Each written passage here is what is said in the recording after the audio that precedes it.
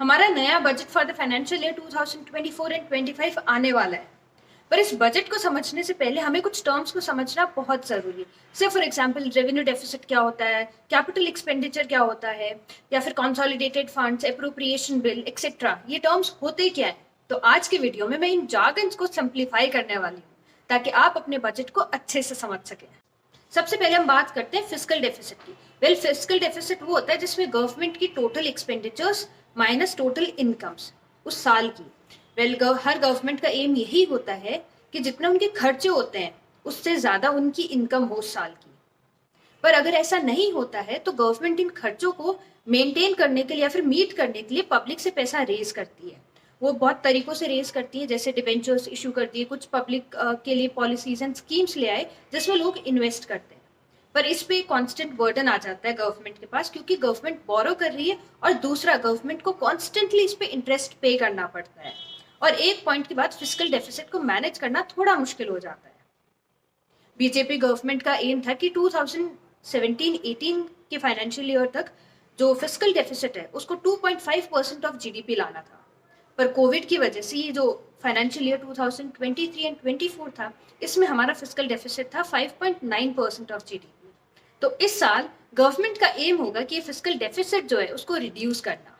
फिर दूसरे नंबर पे आता है FRBM act, that is fiscal responsibility and budget management act. ये एक्ट पास हुआ था 2003 में और इसका मेन एम यही था कि 2008-9 तक जितना भी हमारा रेवेन्यू डेफिसिट है उसको खत्म करना। हमारा 2008-9 तक जो रेवेन्यू नेचर के जितने भी एक्सपेंसेस हैं उनको रेवेन्यू नेचर की इनकम से खत्म करना है, और जितनी भी हमारी बोरोइंग्स हैं उसके लिए सरकार जो हमारा कैपिटल एक्सपेंडिचर है उसको यूज कर। तीसरे नंबर पे आता है एप्रोप्रिएशन बिल। अपना कॉन्स्टिट्यूशन का आर्टिकल 114 क्लॉज 3 बात करता है कि कोई भी गवर्नमेंट जो कंसोलिडेटेड फंड है उसमें से पैसे नहीं विड्रॉ कर सकती विदाउट एन एप्रोप्रिएशन बिल। तो एप्रोप्रिएशन बिल एक प्रपोजल होता है जो लोकसभा में इंट्रोड्यूस किया जाता है, जहाँ पे गवर्नमेंट परमिशन मांगती है कि इन खर्चों के लिए हमें जो सरकारी तिजोरी है या फिर जो सरकार का जो कंसोलिडेटेड फंड है उसके लिए पैसे चाहिए। तो इस पे वोटिंग होती है और जब ये पार्लियामेंट से पास हो जाता है तभी आप इन एक्सपेंसेस को मीट करने के लिए गवर्नमेंट पैसे निकाल सकती है। फिर आता है हमारा फाइनेंस बिल। एप्रोप्रिएशन बिल होता है जहाँ पे गवर्नमेंट परमिशन मांगती है सरकारी तिजोरी से पैसे निकालने का। वहीं पे फाइनेंस बिल होता है जहाँ पे गवर्नमेंट परमिशन मांगती है लोगों से टैक्स कलेक्ट करने का। ये जो बिल है ये लोकसभा में इंट्रोड्यूस होते हैं जहाँ पे गवर्नमेंट बताती है अपने प्रपोजल में कि वो कैसे टैक्स स्लैब्स रखने वाली है, वो नए टैक्स स्लैब्स लाने वाली है, फिर जो प्रीवियस ईयर में जो चल रहे थे उन्हीं को रखने वाली है। फिर इस पर डिस्कशन होता है, वोटिंग होती है, एंड जैसे ही पार्लियामेंट में पास हो जाता है तो ये appropriation bill and finance bill बन जाते हैं एक्ट, और ये उस साल के लिए सिर्फ बनते हैं और पूरे साल एप्लीकेबल होते हैं। फिर आते हैं हमारे कैपिटल रिसीट्स एंड एक्सपेंडिचर। जो भी खर्चा सरकार करती है किसी एसेट को खरीदने के लिए या फिर कोई भी इनकम उनके पास जो आती है किसी एसेट को बेचने के लिए, तो ये होते हैं कैपिटल नेचर में, क्योंकि ये रोज रोज नहीं होते। फॉर एग्जाम्पल अपनी सरकार ने किसी PSU को बेचा तो उसकी वजह से गवर्नमेंट के पास पैसा आ रहा है, तो ये हो गया हमारा कैपिटल रिसीट, क्योंकि एक इनकम आ रही है गवर्नमेंट के पास। वहीं पे अगर सरकार ने कोई इंफ्रास्ट्रक्चर क्रिएट किया या फिर किसी को बोरोइंग्स दी तो ये हो जाता है हमारा एक्सपेंडिचर, क्योंकि सरकार से पैसा जा रहा है। फिर आते हैं हमारे रेवेन्यू रिसीट्स एंड एक्सपेंडिचर।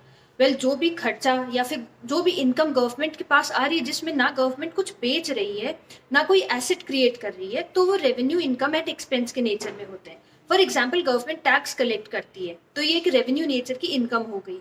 वहीं पे अगर गवर्नमेंट अपने एम्प्लॉयज को सैलरीज पे कर रही है या फिर लोगों को सब्सिडीज प्रोवाइड कर रही है या फिर जो लोन लिया उस पर इंटरेस्ट दे रही है, तो ये रेवेन्यू एक्सपेंडिचर के नेचर में होते हैं।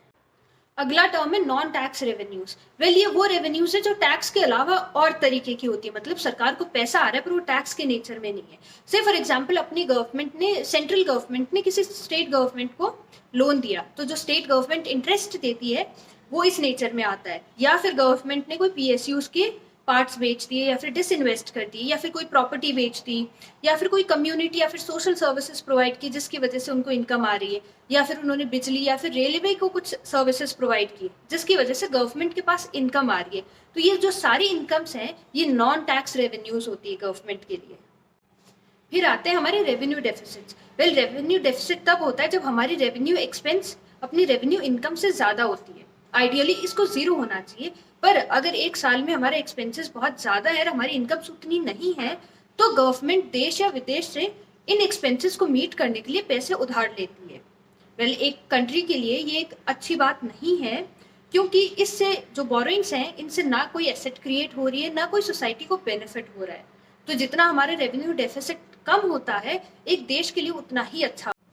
फिर आता है government borrowings. Well, government borrowings ये होती है जहां अपनी गवर्नमेंट पैसे रेज करती है, या तो अपने मार्केट से, अपनी कंट्री से, या फिर किसी फॉरेन नेशन से।